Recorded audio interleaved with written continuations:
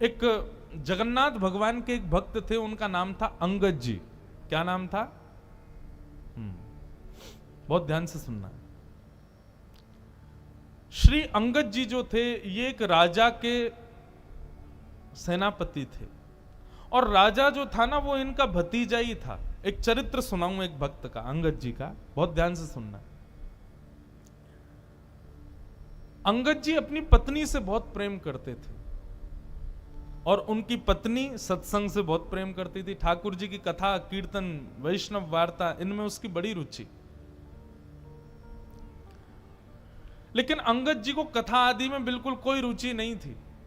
अपनी पत्नी से कहते थे, सुनो तुम खूब कथा सुनो, खूब मंदिर जाओ, जो तुमको करना है करो, पर मुझसे कभी नहीं कहना कि तुम करो, मेरे को कभी नहीं छेड़ना। पत्नी के मन में आता तो था कि ये भी भजन करें, लेकिन कोई बात नहीं, जैसी हरी इच्छा। अंगद जी रोज शाम को आते, पत्नी के पास बैठते, खूब प्रेम करते थे अपनी पत्नी से। एक दिन एकादशी का दिन था, आज एकादशी है। एकादशी का दिन बड़ा महत्वपूर्ण माना जाता है। एकादशी के दिन अंगद जी की पत्नी ने कुछ संतों को अपने घर बुलाया और सत्संग होने लगा घर में। प्रवचन ऐसे ही घर में बैठ के सब करने लगे। शाम को अंगद जी जब लौट करके आए, उन्होंने देखा घर में तो आज अलग ही रौनक है, इतनी सारी भीड़ आ रखी है, सब लोग नाच रहे हैं, गा रहे हैं, कीर्तन कर रहे हैं, कथा सुन रहे हैं। अंगद जी को बड़ा गुस्सा आया, मेरी आज्ञा के बिना मेरे ही घर में प्रवचन हो रहा है, मेरे ही घर में सत्संग चल रहा है, अरे कभी रोका तुमको कहीं जाने से? खूब जाओ बाहर जाके कितना भी कथा सुनो, घर में क्यों करवा रही हो? अंगद जी ने जाकर के व्यासपीठ पर वैसे व्यास जी का अपमान कर दिया। बोले कि आपसे हाथ जोड़ के विनती है, तुरंत चले जाइए, ये मेरा घर है, मेरी अनुमति के बिना आप यहां कैसे आए? और सब लोगों से भी कहा, आप सबसे भी हाथ जोड़ के प्रार्थना, यहां से चले जाइए, ये कोई आश्रम नहीं है, घर है मेरा, चलिए निकलिए यहां से बाहर। पत्नी बोली, अरे सत्संग चल रहा है, अभी तो ऐसा मत करो। अंगद जी ने किसी की नहीं मानी, सबको भगा दिया। पत्नी को बहुत बुरा लगा। उसने मन में विचार किया, जो हरि का नहीं है उसको मैं अपना पति कैसे मान सकती हूं? तजोरे मन, कल हमने ये पंक्ति गाई थी ना, हरि विमुखन को संग। कई लोग मुझको इस बात पर कह देते हैं, महाराज जी आप क्या शिक्षा दे रहे हो लोगों को? क्या ऐसे पति को छोड़ दें, पत्नी को छोड़ दें? तो इस प्रकार से तो गृह कलेश हो जाएगा। भैया देखो, एक बात आपको बताऊं, मानव का स्वभाव है, वो शरीर से यदि किसी को स्वीकार कर रहा है तो वो स्वीकार्य नहीं है, मन से स्वीकार करे वो स्वीकार्य माना जाता है।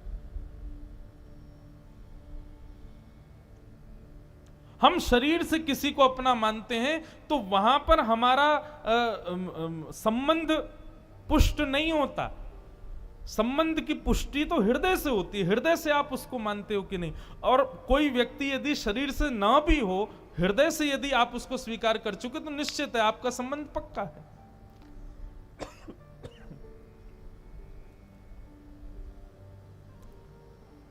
महादेव ने सती का त्याग किया, लेकिन ऐसा नहीं कि सती को कैलाश से ही कह दिया हो कि आप चली जाओ अपने मायके में जाकर करो ना।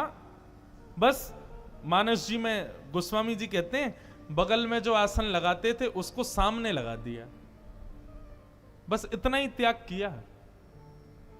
और ये त्याग किसका था? शरीर का त्याग नहीं था, हृदय से त्याग था। तो इसलिए भैया, यदि ऐसे लोग परिवार में हैं, ऐसे लोग मित्र हैं, ऐसे लोग ऑफिस में काम करते हैं जो भगवत संबंध नहीं रखते, उनका शरीर से त्याग नहीं करना है, मन से त्याग करना, मन से कभी उनको स्वीकार नहीं करना है। अंगद जी की पत्नी ने आज अपने पति का हृदय से त्याग कर दिया और घूंघट कर लिया और कहा कि अब आज के बाद मृत्यु पर्यंत मैं आपको अपना मुख नहीं दिखाऊंगी, ना आपका मुख देखूंगी। आपकी पत्नी हूं, आपके संगी रहूंगी, आपकी सेवा करूंगी, पातिव्रत धर्म का पालन करूंगी, लेकिन हृदय में आपके लिए कोई स्थान नहीं आज के बाद। अंगद जी की पत्नी अब तो घूंघट करके रहती है, अंगद जी ने मुंह ही नहीं दिखाती अपना अंगद जी को।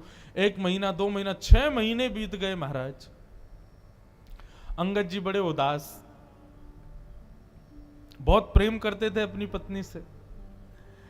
अब तो कार्य में भी मन नहीं लगता। एक दिन ऐसी घोड़े पर बैठ करके कहीं जा रहे थे, तो चलते चलते उन्होंने देखा कहीं कथा चल रही है। मन में आया इसी कथा ने ही मेरा घर बर्बाद करवा दिया, इसी की वजह से सब खराब हुआ। 2-3 दिन बाद फिर से निकले तो फिर कथा चल रही थी, तो मन में आया कि ये कथा में ऐसा होता क्या है जो मेरी पत्नी को इतना प्रिय लगता है, चल के सुनूं। अंगद जी आकर के पीछे उदास हताश तो बैठे ही थे, घर में मन लगता नहीं है, आके बैठ गए।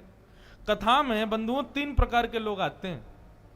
पहले आमंत्रित लोग, जिनको निमंत्रण दिया गया है कि भैया हमारे घर में कथा है, आपको आना है। दूसरे वैष्णव कथा प्रिय लोग, उनको बस पता चल जाए कथा कहां हो रही है, वो ये विचार नहीं करेंगे दूरी कितनी, समय कितना लगेगा, कहां क्या, निमंत्रण की भी अभिलाषा नहीं, बस पता चल जाए कथा कहां है, वो पहुंच जाते हैं। और तीसरे संसार के मारे दुखियारे लोग, जिनको घर में या व्यापार में कहीं भी कुछ मिल नहीं रहा है, बड़े उदास अपने जीवन में जी रहे हैं, वो आके कथा में बैठते हैं। तो ऐसे ही अंगद जी आकर के बैठ गए। अंगद जी आकर के बैठे तो निश्चित कथा सुनते सुनते उनके हृदय को बड़ी शांति सी मिली। बंधु एक बात बताऊं, गीता में भगवान अर्जुन से एक बात कहते हैं। अर्जुन ने कहा कि नाथ, व्यक्ति सुख की प्राप्ति के लिए इतनी मेहनत करता है तो उसको सुख मिलता क्यों नहीं है?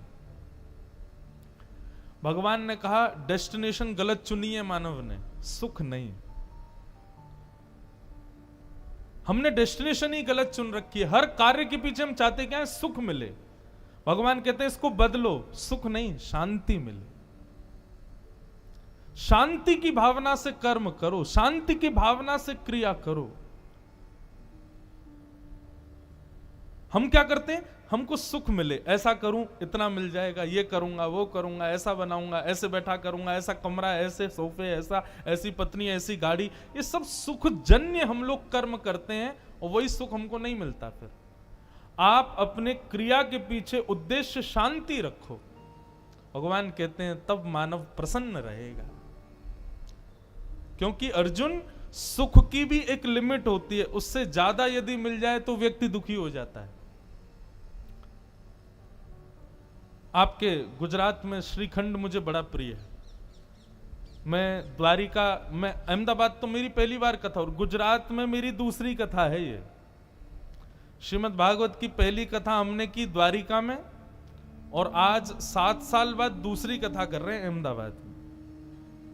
बाकी बीच में 2 दिन 4 दिन के सत्संग तो हुए हैं कई बार, पर सप्ताह कथा दूसरी बार हो रही है। तो मैं जब भी गुजरात आता हूं तो श्रीखंड मुझे बड़ा प्रिय है। लेकिन आप एक कटोरी खिला दो, मन भर जाएगा। दूसरी कटोरी दोगे तो मैं भाग जाऊंगा। आप कहोगे महाराज जी आपको बड़ा प्रिय, खाओ ना। अरे कैसे? मुझे याद नहीं है, लेकिन फिजिक्स में हम लोग जब स्कूल में पढ़ते थे तो एक चैप्टर पढ़ाया गया था, उसमें यही बात थी। जब भागवत पढ़ी तो हमको और ज्यादा क्लियर हुई कि कोई भी वस्तु का अति सेव्य जब हम करते हैं तो वही वस्तु हमको कष्टदायी लगने लगती। रसगुल्ला यदि पसंद है तो 1 2 3 4 5 खा लो, 6वां रसगुल्ला देखते ही वमन हो जाएगा। संसार की हर वस्तु ऐसी है। तो अर्जुन, सुख नहीं शांति को रखो। किसी भी क्रिया को करने के पीछे उद्देश्य क्या हो? मुझे शांति मिले, तब देखो कर्म करके कैसा सुख मिलेगा। तो कथा में सुख मिलता है लोगों को। यहां पर आप मौन अवस्था में बैठे हो, एक ही आसन पर बैठे हो, ना पानी पी रहे हो ना चाय पी रहे हो। 4 घंटे आदमी बिना चाय कैसे रहे, बिना खाए कैसे रहे, लेकिन यहां रह रहे हो। क्यों? शांति मिल रही है। सुख नहीं, शांति। अंगद जी को बड़ी शांति मिली। अब तो अंगद जी ने नियम बना लिया, रोज जाते थे कथा सुनने। 7वें दिन कथा पूरी हो गई। अंगद जी जैसे ही आए तो देखा कोई भी नहीं था। किसी से पूछा, भैया आज कथा नहीं होगी? बोले 7 ही दिन की होती है, कल हो गई पूरी, आज तो चले गए व्यास जी। बोले कहाँ चले गए? बोले दूसरी कथा करने। बोले कहाँ हो रही है उनकी कथा? बोले उस गांव में हो रही है। अंगद जी दौड़ गए, उस गांव में पहुंचे, वहां जाके सुने। अब तो ऐसा चस्का लगा अंगद जी को, जहां भी कथा होती अंगद जी जाते। एक दिन उन्हीं के नगर में कथा हो रही थी, अंगद जी इधर बैठे थे और उनकी पत्नी थोड़ी दूर बैठी थी। दोनों को ही नहीं पता कि दोनों कथा में बैठे। व्यास जी ने जैसे कीर्तन गाया, अंगद जी के नेत्रों से अविरल अश्रुधार ऊर्ध्वबाहु होकर के नृत्य करने लगे आनंद से। तभी पत्नी की दृष्टि गई, ये कौन नाच रहा है? अरे ये तो अंगद जी हमारे पतिदेव हैं। तभी मैं कहूं कुछ समय से ये पहले तो बड़े दुखी रहते थे कि मैं मुख नहीं दिखाती, कुछ समय से बड़े प्रसन्न रहते हैं, मुझसे ज्यादा बात भी नहीं करते, अपनी सेवा पूजा भी करने लग गए हैं और बड़ा सामान्य सा बड़ा सुखमय जीवन जी रहे हैं। मैं सोच तो रही थी बदलाव कैसे आ गया, ये कथा सुनते हैं। आज शाम को कथा के बाद जैसे ही अंगद जी घर लौट करके आए, पत्नी ने अपना घूंघट ऊपर कर ली। अंगद जी बोले, अरे देवी मैं आ गया हूं, घूंघट नीचे कर लो। बोले नहीं नहीं, अब तो घूंघट नहीं करना। क्यों? मैंने इसलिए घूंघट किया था कि आप कथा से प्रेम नहीं करते थे, परंतु अब तो आपने कथा को स्वीकार कर लिया ना, अब मैंने जो त्याग का संकल्प लिया था उसको छोड़ दिया। अंगद जी बोले, वो बात तो ठीक है, लेकिन मैं तुमको सत्य बताऊं, जब से मैंने कथा सुनना प्रारंभ किया ना, मुझे पहले तुम्हारे रूप में बड़ी आसक्ति थी, पर अब मुझे वो आसक्ति नहीं है। अब तो मुझे बस एक ही अभिलाषा, मेरे जगन्नाथ मुझे कब दिखेंगे, मेरे द्वारिकाधीश, उनकी रूप माधुरी का दर्शन मुझे कब होगा। ऐसा अंगद जी का जीवन। बंधुओं, अंगद जी ने अपनी पत्नी से कहा, देवी अब हम दोनों वैष्णव हो गए, चलो हम जगन्नाथपुरी दर्शन करने चलेंगे। लेकिन अभी अभी सुना है कि एक बहुत बड़े युद्ध के लिए राजा के साथ मुझे जाना है, युद्ध से जब वापस आ जाएंगे फिर हम जगन्नाथपुरी चलेंगे। ठीक है। युद्ध में अंगद जी गए, जाकर के युद्ध किया। युद्ध का नियम होता था, जो राजा हारता था उसका सारा धन हड़प लिया जाता था और जीतने वाले राजा को दे दिया जाता था। अंगद जी जब उसका सारा धन लेने लगे तो वहां एक अद्भुत मणि थी।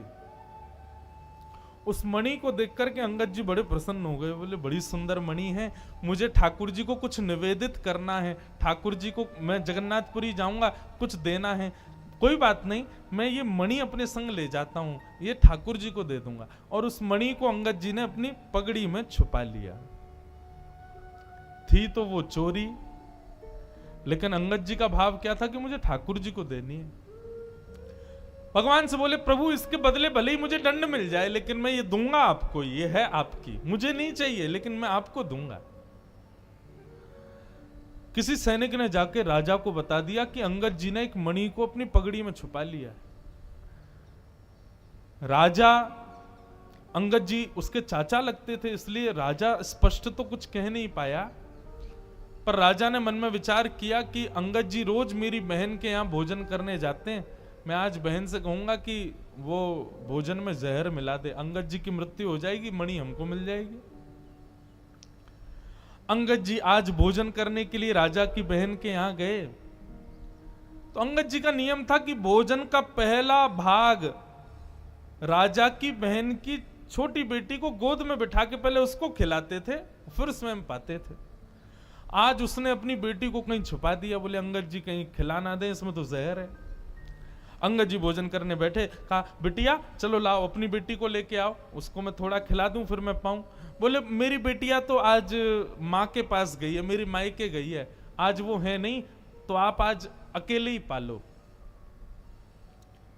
अंगद जी बोले, बेटा ये तो मेरा नियम है, उसको खिलाए बिना तो मैं कभी नहीं खाता।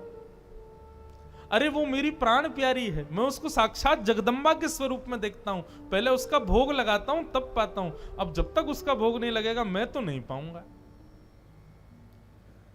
तो राजा की बहन ने सोचा, ये मेरी बेटी से इतना प्रेम करते हैं और मैं इनको जहर दे रही हूं। उसने थाली उठा ली, बोले कि ये पूरा भोजन ही आपके लायक नहीं है चाचा जी, इसमें मैंने विष मिला दिया है। अंगद जी ने थाली पकड़ी, बोले तुमने इसमें विष मिला दिया? बोले हाँ। बोले क्यों? मेरे भाई को वो मणि चाहिए जो आपने पगड़ी में छुपा रखी, इसलिए उसने मुझसे कहा कि विष दे दो।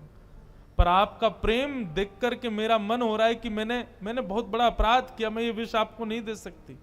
अंगद जी बोले वो सब बात छोड़ो, ये बताओ क्या तुमने इस थाली का भोग लगाया था भगवान को? उसने कहा हाँ, भोग तो मैंने लगाया था।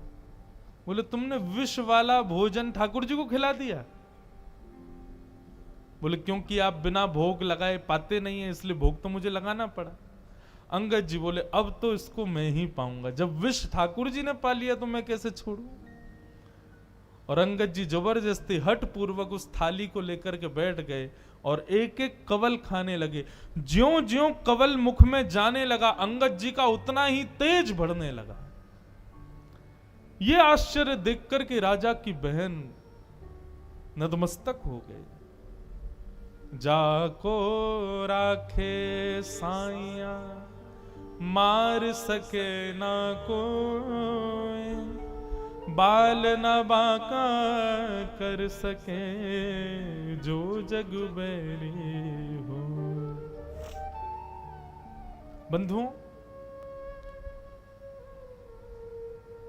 प्रसाद मान करके पाया, इसलिए विष ने भी कुछ नहीं किया। ये लीला तो मीरा के साथ भी हुई, ये लीला तो ध्रुव के साथ भी हुई, ये लीला तो प्रहलाद के साथ भी हुई। विष उनको भी पिलाया गया, लेकिन भगवत प्रसाद मान करके पाया, कुछ नहीं हुआ।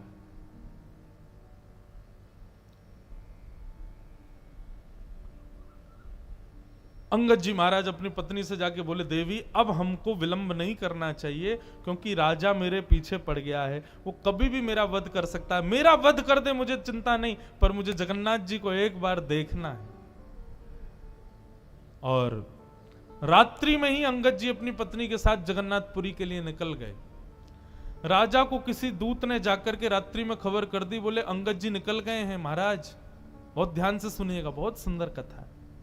आज बहुत दिन बाद में अंगद जी का पूरा चरित्र पता नहीं क्यों सुना रहा हूं। हमारे पूज्य नाना जी भागवत के वक्ता थे, वो कहते थे कि कभी अनायास किसी भक्त का भाव कथा कहते कहते आ जाए तो यही समझना चाहिए लाला कि वो भक्त उस कथा में पधारे हैं, वो भक्त अपनी उपस्थिति दर्ज करा रहे हैं, इसलिए व्यासपीठ से बुलवा रहे हैं।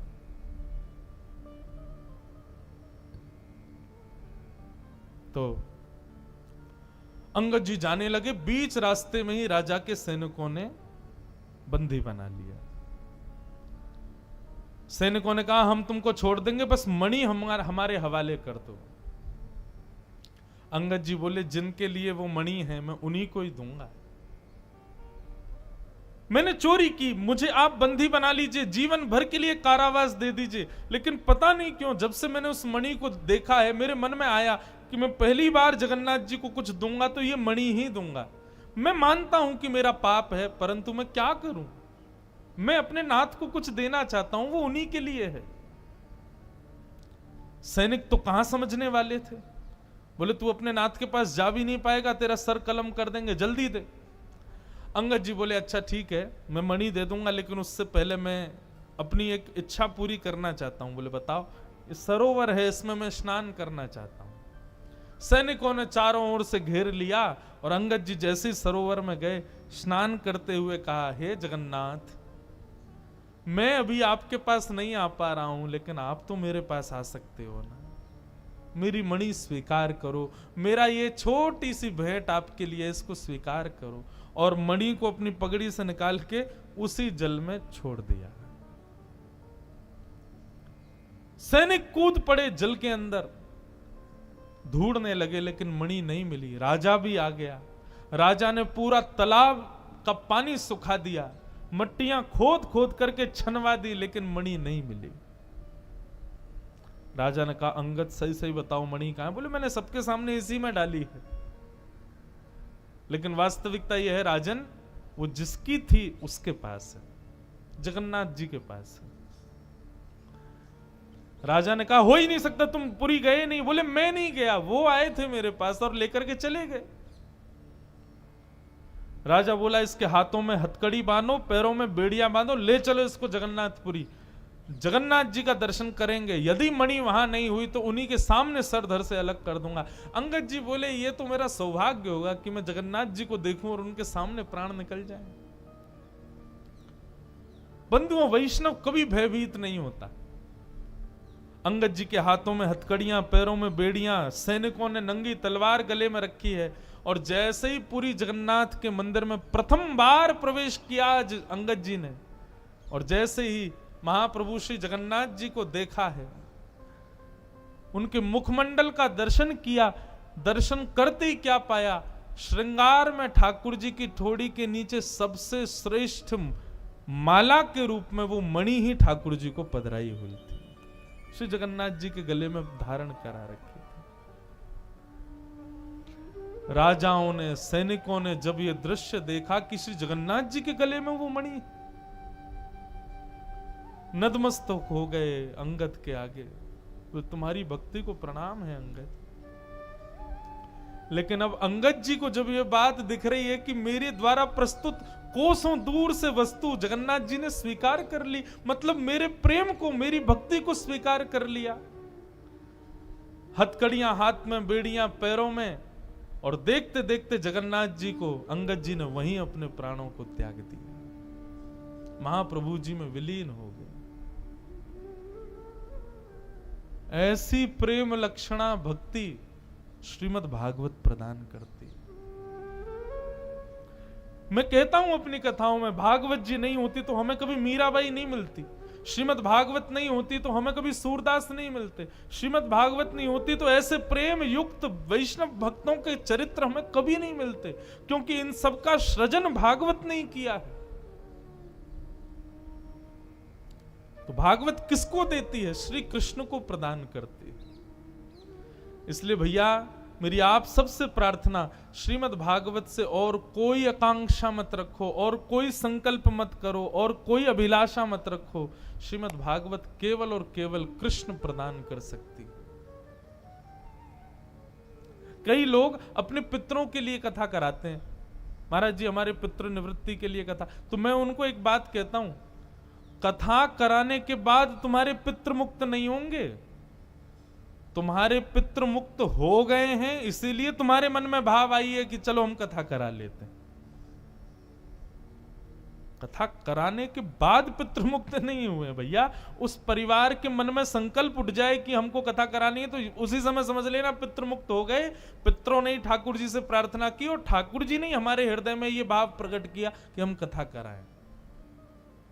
भागवत श्री कृष्ण से प्रेम कराती।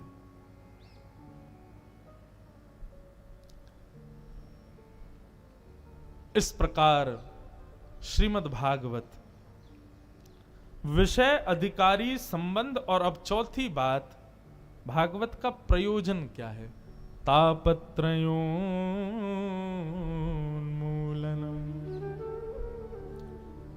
तीन प्रकार के ताप होते हैं हमारे जीवन में, आदि दैविक, आध्यात्मिक, आदि भौतिक। बंधुओं, भक्त बन जाने से, वैष्णव बन जाने से जीवन में कभी कष्ट नहीं आएगा, ऐसा नहीं है। कष्ट आएगा। यदि भक्त बन जाने से कष्ट नहीं आते तो महाभारत का युद्ध ही नहीं होता कभी। भगवान पूरी गीता में अर्जुन को यही कहते हैं, युद्ध च युद्ध च युद्ध च, ए अर्जुन तू युद्ध कर। क्या भगवान में सामर्थ्य नहीं थी कौरवों को एक भ्रगुटी में ही, एक बार में ही नष्ट कर दें? सब सामर्थ्य थी, लेकिन फिर भी अर्जुन को कहते रहे युद्ध कर। क्यों?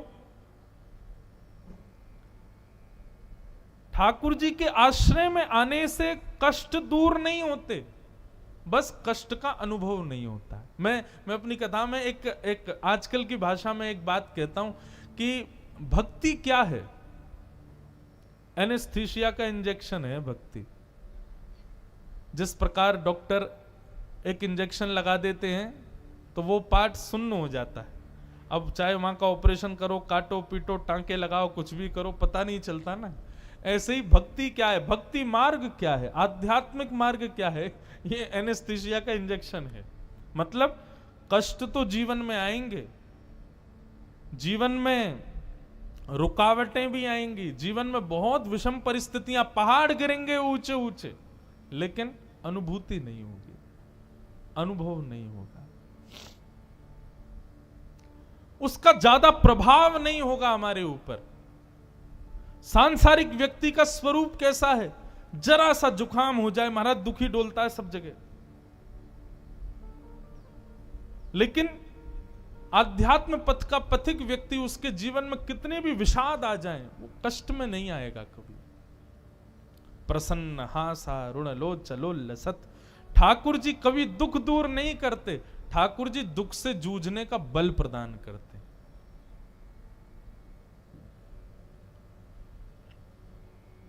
कई बार लोग कहते हैं महाराज जी आप तो कथा करते हो, आपके जीवन में दुख कैसे आ गया? अरे इस संसार का एक नाम शास्त्रों में पता है क्या है? दुखालय। क्या है? पृथ्वी को शास्त्रीय भाषा में कहते हैं दुखालयम शाश्वतम, दुखालय। जैसे पुस्तकों के संग्रहालय को पुस्तकालय कहते हैं, विद्या अर्जन करने वाले स्थान को विद्यालय कहते हैं, भोजन जहां किया जाता है भोजनालय, ऐसे ही जहां दुख ही भोगे जाते हैं उसको दुखालय। यहां सब दुखी हैं भैया, सबके जीवन में दुख है, बस हरि स्मरण करने वाले, हरि भजन करने वाले, वो दुख तो जीवन में आता है लेकिन फिर भी प्रसन्न रहते हैं, क्योंकि दुख का अनुभव नहीं होता है, दुख की अनुभूति नहीं होती।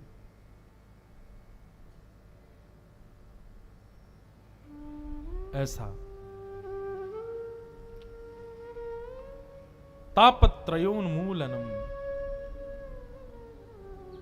इस प्रकार ये दूसरा श्लोक भागवत का कहा गया। अब तीसरा श्लोक,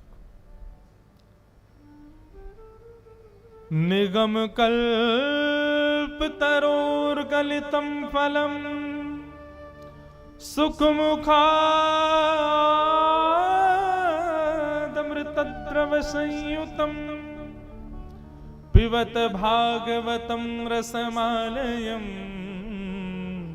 मुहुर्हो रसिका भुवि भावुका।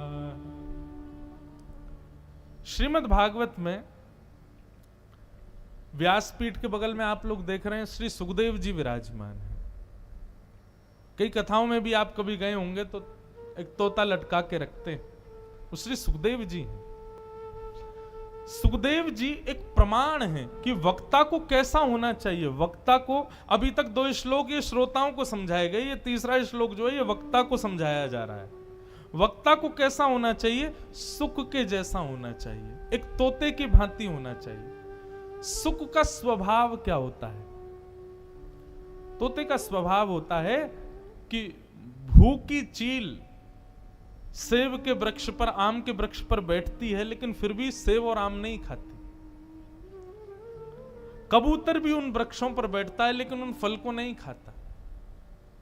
लेकिन तोता जब उस वृक्ष पर जाकर के बैठता है तो अपनी वनस्पति की विद्याओं से श्रेष्ठ फल को खोज लेता है, और खोजने के बाद उस फल में चोंच लगा के उसका रस लेता है, और रस लेकर के जब चोंच बाहर निकालता है तो 10-5 बूंद उसके नीचे गिर जाती हैं, और नीचे के कुछ छोटे छोटे जीव जंतुओं को भी वो रस प्रदान कर देता है। और तोते का एक और स्वभाव कि वो जिस फल में मुख लगाता है ना, वो फल कभी खराब भी नहीं होता। प्राचीन पुराने समय में दादा दादी नाना नानी वो ऐसा ही फल घुमा घुमा के देखते थे जिसमें तोते की चोंच लगी हो। क्यों?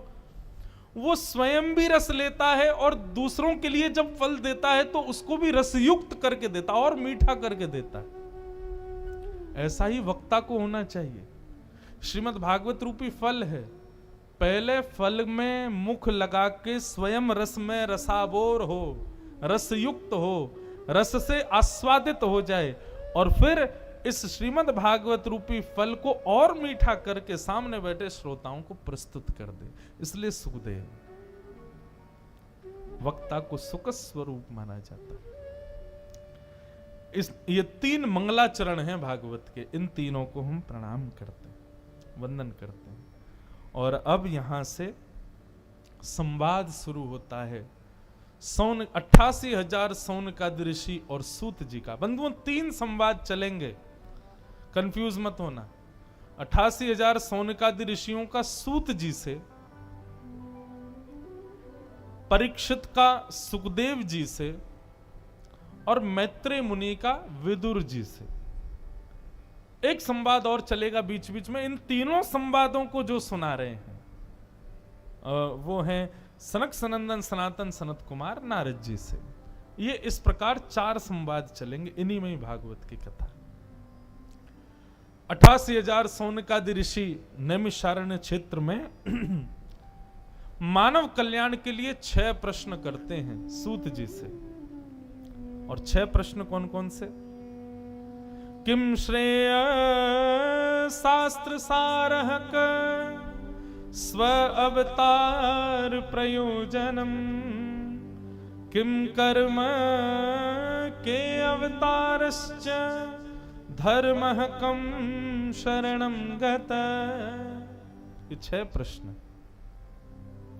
पहला प्रश्न, भगवान के अवतार का श्रेय किसको जाता है? ठाकुर जी अवतार धारण करते हैं भक्तों के लिए, राक्षसों के लिए, किसके लिए? दूसरा प्रश्न, शास्त्रों का सार क्या है? हमारे हिंदू वैदिक सनातन धर्म में इतने सारे शास्त्र हैं, इनका सार क्या है?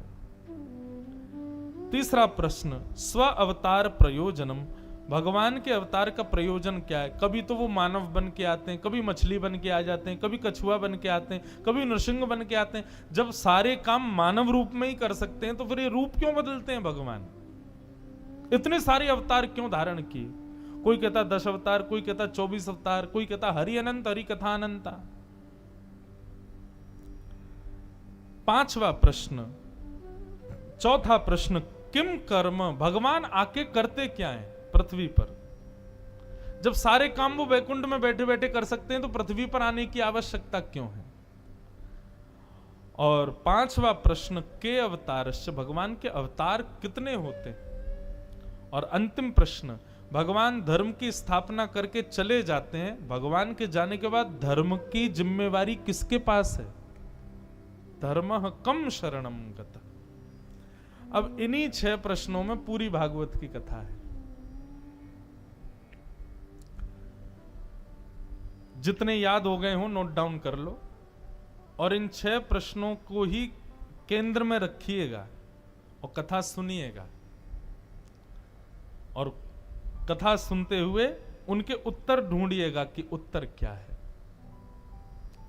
प्रथम प्रश्न, किम श्रेय, भगवान का अवतार लेने का श्रेय किसको जाता है? भक्तों को कि राक्षसों को? ठाकुर जी रावण आदि को मारने के लिए आए थे कि सबरी के बेर खाने आए थे? दूसरा प्रश्न, शास्त्र सारह का, इतने सारे शास्त्रों का सार क्या है? तीसरा प्रश्न, स्व अवतार प्रयोजनम, भगवान के अवतार का प्रयोजन क्या है? बार बार रूप क्यों बदलते हैं भगवान? एक ही रूप में क्यों नहीं आते? चौथा प्रश्न, किम कर्म, भगवान पृथ्वी पर आके करते क्या है? जब वो सर्वसमर्थ हैं, आकाश से भी सब कुछ कर सकते हैं, तो पृथ्वी पर क्यों आते हैं? 5वां प्रश्न, भगवान के अवतार कितने हैं? और अंतिम प्रश्न, भगवान के जाने के बाद धर्म की जिम्मेवारी किसकी है? धर्म किसकी शरण में? ये 6 प्रश्न हैं। अब इन्हीं 6 प्रश्नों में सूत जी भागवत की कथा सुना रहे हैं। कथा प्रारंभ करने से पहले सूत जी अपने गुरु को प्रणाम करते हैं। सूत जी के गुरु कौन है? सूत जी के गुरु श्री सुखदेव जी महाराज। हम भी प्रणाम करें। यम प्रव्रजन तमनुपेत अपेत कृत्यम द्वैपायनो विरह कातरया जुहाव पुत्रेति तन्मयतया तर्वो विनेदु तम सर्वभूत हृदयम मुनिमानतोस्मि। बोलो सुखदेव जी महाराज की। अपने गुरु को प्रणाम किया। बंधुओं, एक बात मेरी बहुत ध्यान से सुनो। क्या जीवन में गुरु का होना आवश्यक है? सबसे पहली बात, गुरु कहते किसको है पहले ये तो समझो। गुरु का मतलब कोई ऐसा नहीं होता कि कोई भी श्रेष्ठ प्रवचन करने वाला, कोई भी अच्छे से नियम में रहने वाला, जटाजूट रखने वाला, तिलक आदि लगाने वाला, वो हमारा गुरु ही होगा। हमें जहां से भी प्राप्त होता है कुछ भी, वो सब गुरु ही हैं एक प्रकार से तो, परंतु फिर भी गुरु कोई शरीर नहीं है, गुरु कोई रूप नहीं है, गुरु कोई व्यक्ति विशेष नहीं है। गुरु शब्द का अर्थ क्या होता है? गु शब्द का अर्थ होता है अंधकार, रू शब्द का अर्थ होता है उसको मिटाने वाला। गुकारस्तु अंधकारस्यात् रूकारस्तु निरोधक। अंधकार को जो दूर करे वो गुरु। और एक बात कहें, ऐसे अंधकारों को दूर करने की सामर्थ्य केवल और केवल एक में है, जिससे प्रकाश लेके हम जैसे गुरु भी सबके अंधकार दूर कर रहे हैं, और वो केवल और केवल श्री कृष्ण है। कृष्णम वंदे जगत गुरु। आज कोई हमें भी गुरु कहे तो ये गुरु कहलाने की सामर्थ्य तो इन्हीं के वचनों से प्राप्त हुई। श्रीमद् भागवत है, भगवत गीता है, रामचरितमानस है, आदि आदि, ये सब किसके ज्ञान यहां पर विद्यमान है? सब इन्हीं के हैं। सबसे बड़े गुरु तो यही है। ठाकुर जी से कोई संबंध बनाओ बंधुओं, एक बात हमारी बहुत ध्यान से सुनो, ठाकुर जी से बिना संबंध बनाए सेवा मत करो उनकी। कोई भी एक संबंध जरूर बनाओ। भाई मानो, मित्र मानो, सखा मानो, बेटा मानो, पति मानो, जो आपको लगे भाई वो मानो। सबसे बढ़िया संबंध लेकिन दो हैं ठाकुर जी से यदि बनाने हो तो, या तो गुरु का या फिर सखा का। या तो ठाकुर जी को सखा मानो या फिर अपना गुरु मानो, क्योंकि ये दो ही लोग ऐसे होते हैं जो व्यक्ति को संभालते हैं। सखाओं की संगति से ही व्यक्ति बिगड़ता संभलता है, और गुरु की आज्ञा से ही व्यक्ति संभलता बिगड़ता है। तो इन दो संबंधों में ठाकुर जी को देखो, या तो उनको गुरु मान लो, अगर गुरु जैसे दिख रहे हो तो, मुझे तो सखा ही दिखते हैं ये, सखा मानो। जो नाता आपको प्रिय लगे ठाकुर जी से जोड़ो, और हां जैसे उस नाते को निभाना चाहिए फिर वैसे ही निभाना शुरू करो। अयोध्या की एक सच्ची घटना, आज भी वो लीला वहां पर होती है। अयोध्या में एक स्थान है, स्थान का नाम है श्री कनक बिहारी मंदिर। आप लोग कभी अयोध्या जाएं तो श्री कनक बिहारी जी का दर्शन करना। कनक बिहारी जी की ऐसी मान्यता बताते हैं, श्री कनक बिहारी लाल जी को स्वयं द्वारिकाधीश जब अयोध्या गए थे अपनी पटरानियों के साथ अयोध्या दर्शन करने के लिए, जब भगवान कृष्ण गए तो प्रभु श्री राम का एक स्थान उन्होंने बनाया, और श्री कनक बिहारी जी को स्वयं द्वारिकाधीश ने स्थापित किया वहां पर, राम जी के स्वरूप को, अपने ही पूर्व अवतार के स्वरूप को। तो कनक बिहारी जी के दर्शन करने के लिए एक वैष्णव ब्राह्मण जाते थे, विद्वान ब्राह्मण। वो वशिष्ठ गोत्र में उनका जन्म हुआ था, तो इस नाते से वो राम जी को अपना चेला मानते थे। दुनिया तो जाके कनक बिहारी जी के हाथ जोड़ती थी, और वो कनक बिहारी जी के सामने जाके कहे, राजी रहो बेटा, खुश रहो, तुम सदा प्रसन्न रहो, बहू रानी तुम सदा प्रसन्न रहो, ऐसे आशीर्वाद देते थे। लोग बाग आके कहते हुए देखो पागल आ गया, ये राम जी को आशीर्वाद देता है आके। लेकिन लोग क्या जाने कि उनके संबंध को ठाकुर जी स्वीकार कर चुके थे। और एक और बात, वो जब आते थे ना मंदिर में, तो पुजारी जी को पहले बाहर बुलाते और बुला के कहते, सुनो हम मंदिर में आ रहे हैं, बहू रानी का घूंघट कर दो। गुरु जी के आगे मुंह उघारे थोड़ी बैठी रहेंगी, तो पुजारी भी उनकी बात मानते और सीता जी का घूंघट कर देते, तब वो आते। ऐसा बताते हैं एक बार पुजारी जी घूंघट करना भूल गए, तो मंदिर की किवाड़ आधी अपने आप बंद हो गई, मतलब सीता जी छुप गई। बोले गुरु जी आए। संबंध बनाया एक व्यक्ति ने, लेकिन निभाते ठाकुर जी थे। लेकिन कुछ लोगों ने उनका विरोध किया। कुछ लोग बोले हम नहीं मानते ये सब, तुम अपने बस प्रसिद्धि के लिए जाके ऐसा कहते हो, ठाकुर जी राजी रहो, और उनको अपना शिष्य मानते हो। मंदिर में उनका प्रवेश निषेध करा दिया। लेकिन बंधुओं, कनक बिहारी जी साल में कुछ दिन पालकी में विराजमान होते हैं और अयोध्या भ्रमण के लिए जाते हैं। तो जैसी पालकी में बैठ करके आए तो गुरुजी प्रतीक्षा करते थे कि मैं अंदर नहीं जा सकता, लेकिन राघव तो बाहर आते हैं ना, तो अपने द्वार से ही उनको आशीर्वाद दे दूंगा। तो जैसे ही पालकी उनके घर के सामने से जाती, अनायास ही पालकी के ऊपर बैठे हुए श्री राम जी की प्रतिमा का मुकुट नीचे गिर जाता। जैसे मुकुट गिरा, यात्रा रुक जाती। अरे अरे अरे, राघव जी का मुकुट गिर गया, पहनाओ। लोग बाग लगते पुजारी आदि उनको पहनाने में, जैसे ही पालकी उठाते फिर मुकुट गिर जाता। 2-3 बार किया तो अपने घर से वो बोले, अरे सुनो, वो मुकुट नहीं पहनेंगे। क्यों? गुरुजी के घर के सामने से जा रहे हैं, मुकुट पहन के थोड़ी जाएंगे। गुरुजी के सामने तो झुक करके जाते हैं ना, तो इसलिए राम जी अपना मुकुट उतार के सम्मान कर रहे हैं अपने गुरुदेव का। लोग बाग बोले, देखो ये पागल फिर से शुरू हो गया। लेकिन बंधुओं, लोगों को आश्चर्य तो तब हुआ, आज तक भी 2023 चल रही है, आज भी, आज तो वो गुरुजी भी नहीं है, लेकिन उनके घर के सामने से आज भी जब राम जी की वो सवारी जाती है तो आज भी मुकुट गिर जाता है। आज भी ठाकुर जी अपने गुरु ग्रह का सम्मान करते हैं, ये मेरे गुरु जी का निवास है।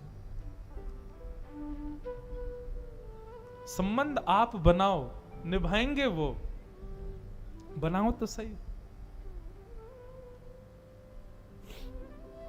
तो जो नाता आपको प्रिय लगे ठाकुर जी से जोड़ो और ठाकुर जी से फिर उस नाते को निभाओ। ठाकुर जी से भक्ति की 3 धारा बंधुओं, विश्वास, संबंध और समर्पण। सबसे पहले तो विश्वास सुदृढ़ होना चाहिए ठाकुर जी के प्रति। दूसरा, फिर संबंध बनाओ, निभाओ। विश्वास के बिना संबंध टिकेगा नहीं।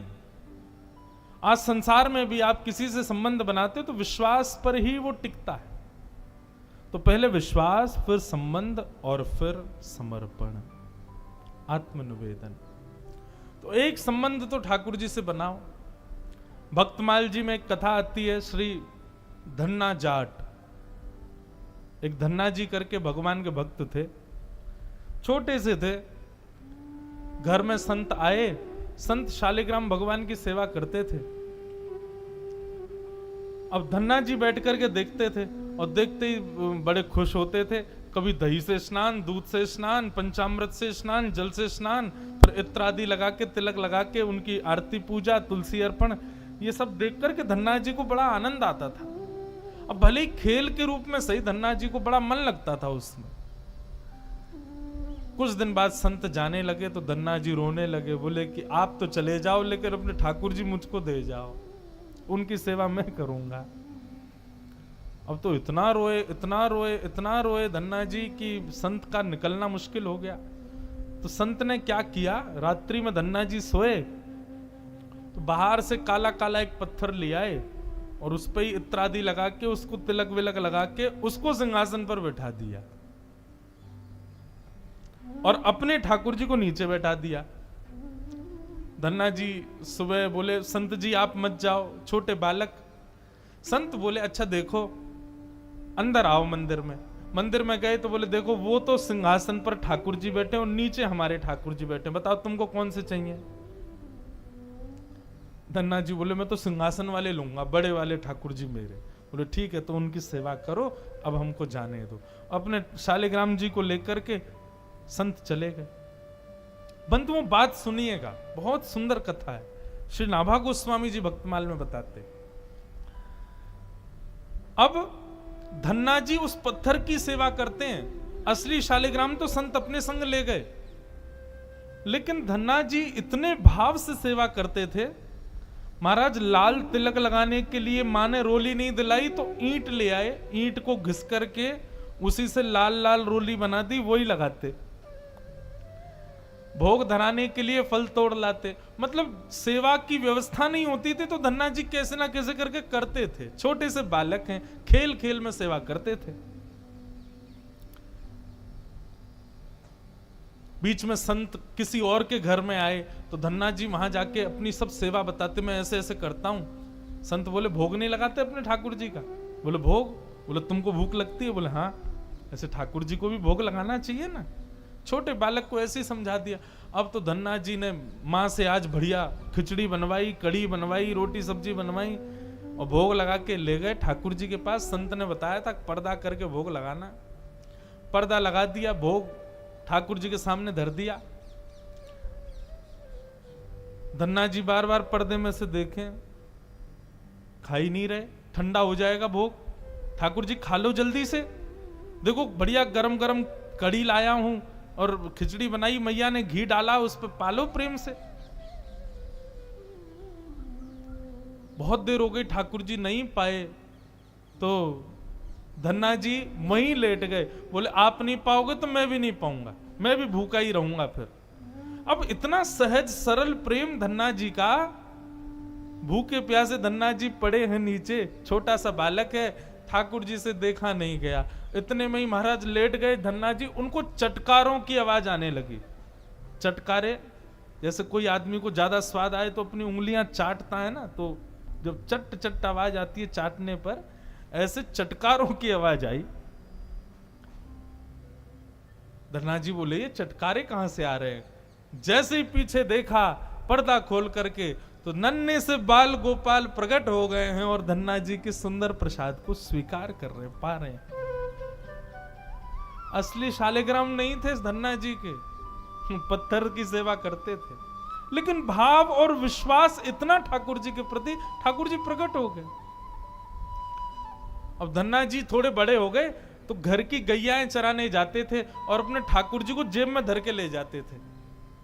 और गैया जब चरती थी तो पेड़ के नीचे बैठ के ठाकुर जी को निकाल लेते और कहते ठाकुर जी अब कोई ना आए, प्रकट है जाओ। सो ठाकुर जी प्रकट हो जाते, धन्ना जी के साथ खूब लीला करते। एक दिन ठाकुर जी ने धन्ना जी से कहा आज गाय चराने नहीं जाओगे? बोले आज हमारी बुआ जी आई हैं, घर में बहुत सारे मेहमान आए, आज हम नहीं जाएंगे। तो ठाकुर जी बोले एक काम कर, गैयान को गांव से बाहर ले जा और मोकू भी बाहर पधराया, तेरी जगह आज गैया मैं चराया आऊंगा। तो यही होने लगा। अब थोड़ी दूर तक धन्ना जी जाते, उसके बाद ठाकुर जी को बाहर निकालते और ठाकुर जी प्रकट हो जाते, गैया चराने ठाकुर जी जाते। आज 11-12 साल हो गए, वो संत आए जिनके शालिग्राम जी की सेवा थी। संत जैसे आए, धन्ना जी ने प्रणाम किया, जय हो मेरे गुरुदेव, गुरु जी के चरणों में प्रणाम। गुरु जी आपने ऐसे ठाकुर जी प्रदान किए, मेरा तो जीवन उत्सव हो गया। अच्छा कहां है तुम्हारे ठाकुर जी, सेवा पूजा कैसी चल रही, अभी तक कर ही रहे हो? उनको लगी पत्थर है, बचपन में की होगी, अब तो बड़ा हो गया। कहां है तुम्हारे ठाकुर जी? बोले ठाकुर जी अभी नहीं है, ठाकुर जी तो गैया चराने गए। संत बोले मतलब? बोले हाँ, मैं कभी व्यस्त होता हूं तो मैं ठाकुर जी को गैयाओं के संग भेज देता हूं, ठाकुर जी गैया चराने जाते हैं। संत बोले पहले तो छोटा था, अब तो इतना बड़ा हो गया, ये अभी भी बचकानी बातें करता है। अरे लाला ऐसे मत बोला करो। वो नहीं नहीं सच में ठाकुर जी गैया चराने गए, आपको विश्वास नहीं? शाम को चलो मेरे संग। शाम को संत को ले गया तो महाराज मार्ग से गाय आ रही हैं धन्ना जी की ओर, और धन्ना जी उछल रहे हैं, देखो देखो देखो ठाकुर जी गैया चरा के आ रहे हैं। संत बोले गैया तो दिख रही है, ठाकुर जी कहाँ हैं? बोले अरे बीच में देखिए ना, सांवरे सलोने, ऊंची धोती पहनी है, मोर मुकुट तिरछा सा धारण किया है, कानों में कुंडल, कटाक्ष नेत्र, चंदन की सुगंधी से आच्छादित, गायों की खुर से निकलने वाली धूल पसीने से जाके चिपक रही है, कितने सुंदर ठाकुर जी लग रहे हैं। संत बोले ये सब बातें तुमको कैसे पता? ये भागवत के श्लोक का वर्णन है। वरहा पीड़म नटवर बपुहु कर्णयो कर्णकारम। धन्ना जो रूप तुम वर्णन कर रहे हो ये भागवत में वर्णित है, तुमने सुनी है क्या? बोले नहीं सुनी नहीं, मैं देख रहा हूं सामने। संत पहचान गए, बोले निश्चित धन्ना को ठाकुर जी दिख रहे हैं। संत के नेत्र सजल हो गए। जीवन पर्यंत असली शालिग्राम जी की इतनी नियम से सेवा की, ठाकुर जी कभी प्रकट नहीं हुए। धन्य है धन्ना तेरी भक्ति, तेने सामान्य पत्थर की सेवा से ठाकुर जी को प्रकट कर दिया। ठाकुर जी के संग लीला कर रहा है। बंधुओं आज भी ये सब लीलाएं होती हैं, ऐसे अनुभव आज भी होते हैं, पर ना तो हमारी इच्छा रह गई ऐसे अनुभवों की और ना हम करने की सामर्थ्य रखते हैं। हम बस ठाकुर जी को एक भगवान मान के मंदिर में बैठे रहो 24 घंटा, बस सुबह इनको आरती दिखा दो, शाम को आरती दिखा दो, चना चनौरी बादाम का भोग लगा दो, तो पर ठाकुर जी भी मूर्ति की तरह ही रहते हैं। ठाकुर जी को चैतन्य मानो तो चैतन्य लीला हो ना। गंगा को मानते हैं तब वो मां के रूप में हमको दिखती है, नहीं मानो तो बहता हुआ पानी ही तो है। मानने की बात है, संबंध बनाने की बात है। ठाकुर जी से संबंध बना,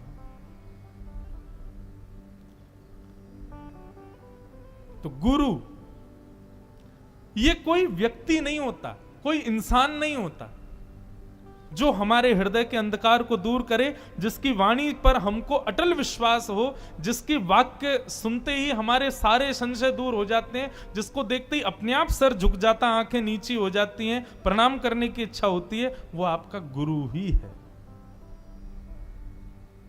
और मैं अपनी कथा में कहा करता हूं, दीक्षा भले ही ना मिले लेकिन दिशा जरूर लो। आजकल लोग दीक्षा ले लेते हैं, दिशा तो लेते ही नहीं, गुरु की कहीं एक बात नहीं मानते। ऐसी दीक्षा का क्या फायदा? दिशा ही असली दीक्षा है। गुरु की दिशा ग्रहण करो। गुरु के, सूरदास जी कहते हैं, गुरु के वचन अटल कर मानो, साधु समागम कीजे, मन रे कृष्ण नाम कह लीजिए। गुरु, और ऐसे गुरु केवल कृष्ण ही है। हां, हम मैसेंजर हैं, उनके बातों को थोड़ा आपकी तरफ पहुंचा देते हैं। अगर माध्यम ही आपको लग रहा हो कि ये पूर्ण विश्वास के, उनके प्रति गुरु बुद्धि रखो।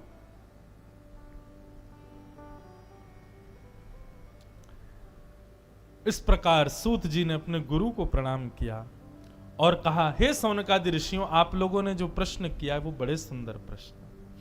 अब मैं आप लोगों को कुछ सुना रहा हूं कि धर्म स्वनिष्ठितः पुंसाम विश्वक्सेन कथा सुय नोत्पादये दधिरतिम श्रम एव हि केवलम। सूत जी महाराज बहुत ऊंची बात यहां पर कह रहे हैं, बहुत ध्यान से सुनिएगा, सावधानी से सुनो सब लोग। सूत जी कहते हैं, चाहे आप कितने भी व्रत कर लो, कितने भी नियम कर लो, कितने भी अनुष्ठान कर लो, तीर्थ यात्राएं कर लो, यज्ञ हवन होम परिक्रमाएं कर लो, लेकिन यदि ठाकुर जी के सत्संग चर्चा में आपकी रुचि नहीं है, तो आपके द्वारा किए गए सब नियम व्रत अनुष्ठान सब श्रम एव ही केवलम। ये बात सूत जी इसलिए कह रहे हैं, हे सौनकादि ऋषियों, आप लोगों ने जो प्रश्न किया है ना, इन प्रश्न से अब सत्संग होगा, और सत्संग में रुचि होना बहुत बड़ी भजन की सार्थकता है। कई लोगों को बंधुओं व्रत में तो बड़ा आनंद आता है, व्रत करेंगे 30 दिन के महीने में 15 दिन व्रत करते हैं। कई लोगों को तीर्थों में घूमने में बहुत सुख मिलता है, कई लोगों को नियम करने में ज्यादा, लेकिन उनसे को कथा सुनो, जे मत कहो कथा में हमारी रुचि नहीं। कथा में रुचि ना होना इस बात का प्रमाण है कि आपके अन्य अन्य किए गए साधन ठाकुर जी स्वीकार नहीं करते। ये बात निश्चित है। सब साधन स्वीकार तभी होते हैं जब कथा में रुचि होती है, सत्संग में रुचि होती है। सूत जी महाराज बताते हैं, बोले आपके इन समस्त प्रश्नों का उत्तर श्रीमद् भागवत से प्राप्त होगा।